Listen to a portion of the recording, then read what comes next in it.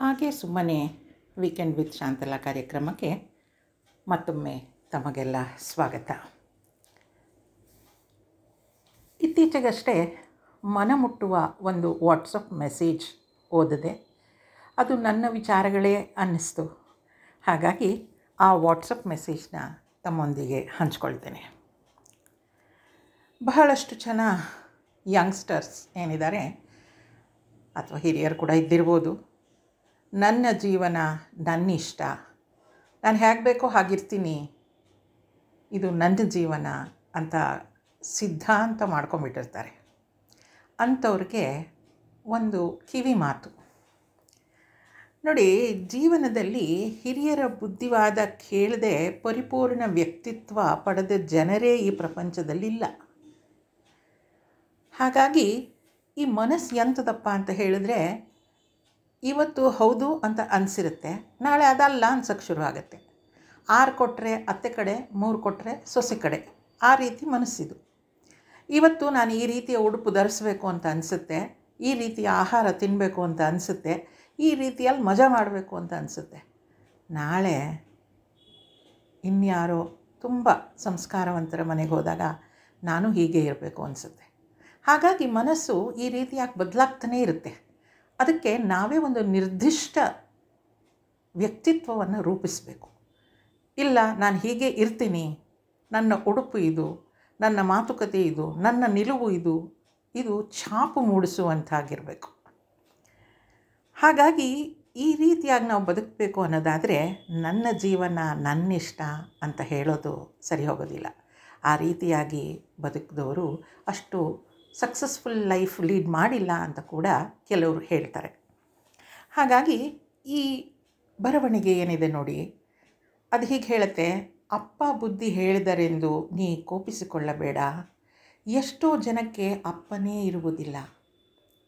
ಅಮ್ಮ ಬೈದಳೆಂದು ನೀ ಸಿಟ್ಟಾಗಬೇಡ, ಎಷ್ಟೋ ಜನಕ್ಕೆ ತಾಯಿಯೇ ಇರುವುದಿಲ್ಲ.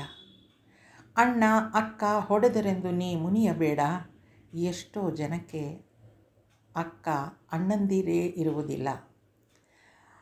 ಅಪ್ಪ ಕೇಳಿದ್ದೆಲ್ಲ ತಂದುಕೊಡಲಿಲ್ಲ ಎಂದು ನೀ ಬೇಸರ ಪಡಬೇಡ, ಎಷ್ಟೋ ಮಕ್ಕಳ ಅಪ್ಪ ಬಾರು ಬಿಟ್ಟು ಮನೆಗೆ ಬರುವುದೇ ಇಲ್ಲ. ಅಮ್ಮ ಮಾಡಿದ ತಿಂಡಿ ಚೆನ್ನಾಗಿಲ್ಲ ಎಂದು ನೀ ಮೂಗು ಮುರಿಯಬೇಡ, ಎಷ್ಟೋ ಜನರ ಮನೆಯಲ್ಲಿ ಬೆಳಗ್ಗೆ ತಂಗಳನ್ನಕ್ಕೂ ಗತಿ ಇರುವುದಿಲ್ಲ. ಗುರು ಹಿರಿಯರು ತಿದ್ದಿ ತೀಡುತ್ತಾರೆಂದು ನೀ ಹಳಿಯಬೇಡ, ಎಷ್ಟೋ ಜನರಿಗೆ ಶಾಲೆಗೆ ಹೋಗುವ ಭಾಗ್ಯವೇ ಇರುವುದಿಲ್ಲ. ಜನರು ನಿನ್ನ ನಡೆ ನುಡಿ ಉಡುಗೆ ತೊಡುಗೆಗಳನ್ನು ಸದಾ ಕಾಲ ಹದ್ದಿನ ಕಣ್ಣಿಟ್ಟು ಗಮನಿಸಿ ಮಾತನಾಡಿಕೊಳ್ಳುತ್ತಾರೆಂದು ಸಮಾಜವನ್ನು ದ್ವೇಷಿಸಬೇಡ. ಯಾಕೆಂದರೆ ನಗರಗಳಲ್ಲಿ ನೀನು ಕುಡಿದು ತೂರಾಡುತ್ತಾ ಸಭ್ಯತೆಯ ಎಲ್ಲೆ ಮೀರಿ ಬೆತ್ತಲಾಗಿ ಚರಂಡಿಯಲ್ಲಿ ಬಿದ್ದರೂ ಯಾರೂ ನಿನ್ನ ಕಡೆ ಕಣ್ಣು ಹಾಯಿಸುವುದೂ ಇಲ್ಲ. ಎಲ್ಲಿಗೆ ಹೋದೆ, ಯಾಕೆ ಹೋದೆ, ಇಷ್ಟೇಕೆ ತಡ, ಇಷ್ಟೇಕೆ ಬೇಗ, ಅದು ಏನು, ಇದು ಯಾಕೆ, ಅವರು ಯಾರು, ಇದು ಬೇಕಾ ಅಂತ ಎಲ್ಲವನ್ನೂ ಪ್ರಶ್ನಿಸುತ್ತಾರೆಂದು ಸಿಡುಕಬೇಡ. ಎಷ್ಟೋ ಜನರಿಗೆ ನಮ್ಮವರು ತಮ್ಮವರು ಹಿಂದು ಮುಂದು ಬಂಧು ಬಾಂಧವರು ಹೇಳುವವರು ಕೇಳುವವರೇ ಇರುವುದಿಲ್ಲ. ಇತ್ತ ನೋಡು, ಭಗವಂತ ನಿನಗೆ ಕೊಟ್ಟ ಭಾಗ್ಯ. ಅಪ್ಪ ಅಮ್ಮ ಅಣ್ಣ ಅಕ್ಕ ಕುಟುಂಬ ನೆಂಟರಿಷ್ಟರು ಗುರು ಹಿರಿಯರು ಮತ್ತು ಸಮಾಜವೆಂಬ ಬಂಧನ. ನಿನ್ನ ರಕ್ಷೆಗೆಂದು ಭಗವಂತನೇ ಕಟ್ಟಿದ ರಕ್ಷಾ ಬಂಧನ. ಒಂದು ವೇಳೆ ನೀ ಪ್ರಾಣಿಯಾಗಿ ಹುಟ್ಟಿದ್ದಿದ್ದರೆ ಈ ಬಂಧನಗಳ್ಯಾವುವೂ ನಿನಗೆ ಇರುತ್ತಲೇ ಇರಲಿಲ್ಲ. ಮಾನವ ಜನ್ಮ ದೊಡ್ಡದು, ಅದನ್ನು ಹಾಳು ಮಾಡಿಕೊಳ್ಳದಿರು, ಹುಚ್ಚಪ್ಪಗಳಿರ ಅನ್ನುವ ದಾಸವಾಣಿ ನಿನಗೆ ಅರ್ಥವೂ ಆಗುತ್ತಿರಲಿಲ್ಲ. ಉಳಿಯ ಪೆಟ್ಟು ಬೀಳದಿದ್ದರೆ ಶಿಲೆಯೊಂದು ಮೂರ್ತಿಯಾಗಲು ಸಾಧ್ಯವೇ?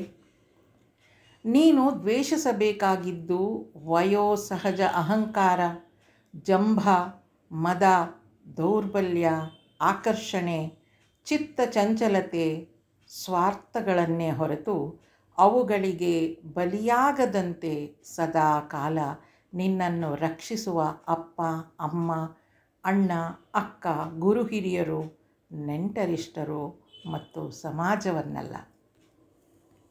ಎಷ್ಟು ಸುಂದರವಾದ ಮಾತು ನೋಡಿ ಸ್ನೇಹಿತರೆ. ಭಗವಂತ ನಮಗೆ ಕೊಟ್ಟಿರುವ ಈ ರಕ್ಷಣೆಯನ್ನು ನಾವು ಯಾವತ್ತಿಗೂ ಗೌರವಿಸಬೇಕು. ಹಾಗೆ ಗೌರವಿಸೋದ್ರಿಂದಲೇ ನಾವು ನಮ್ಮ ವ್ಯಕ್ತಿತ್ವವನ್ನು ನಿರ್ಮಾಣ ಮಾಡಿಕೊಳ್ಳಿಕ್ಕೆ ಸಾಧ್ಯ. ಸಾಮಾನ್ಯವಾಗಿ ಚಿಕ್ಕ ವಯಸ್ಸಿನಲ್ಲಿ, ಅದರಲ್ಲೂ ಮನೆಯಲ್ಲಿ ಸ್ವಲ್ಪ ಸ್ಟ್ರಿಕ್ಟಾಗಿ ಇಲ್ಲದೇ ಇದ್ದರೆ ಮನಸ್ಸು ಬಂದಂತೆ ಅಲಿತಾ ಇರುತ್ತೆ. ಓದ್ಕೊಂಡಿದ್ದಾರೆ ಮಕ್ಕಳು, ತಿಳ್ಕೊಂಡಿದ್ದಾರೆ ಅಂತ ಹೇಳಿ ಅವರ ಮನಸ್ಸಿಗೆ ಬಂದ ಹಾಗೆ ಬಿಟ್ಬಿಟ್ರೆ ಅದಷ್ಟು ಸರಿ ಹೋಗೋದಿಲ್ಲ. ಆಗಾಗ ಅವರಿಗೆ ಈ ಬುದ್ಧಿ ಮಾತುಗಳನ್ನು ನಾವು ಹೇಳ್ತಾಲೇ ಇರಬೇಕು. ಯಾಕಂದರೆ ಅದು ಮನಸ್ಸು ಅಂತ ಅಂದರೆ ಅದು ನನ್ನ ಮನಸ್ಸು ನಿನ್ನ ಮನಸ್ಸು ಅಂತಲ್ಲ, ಎಲ್ಲರ ಮನಸ್ಸು ಇರುವುದೇ ಹಾಗೆ. ಅದು ಚಂಚಲ.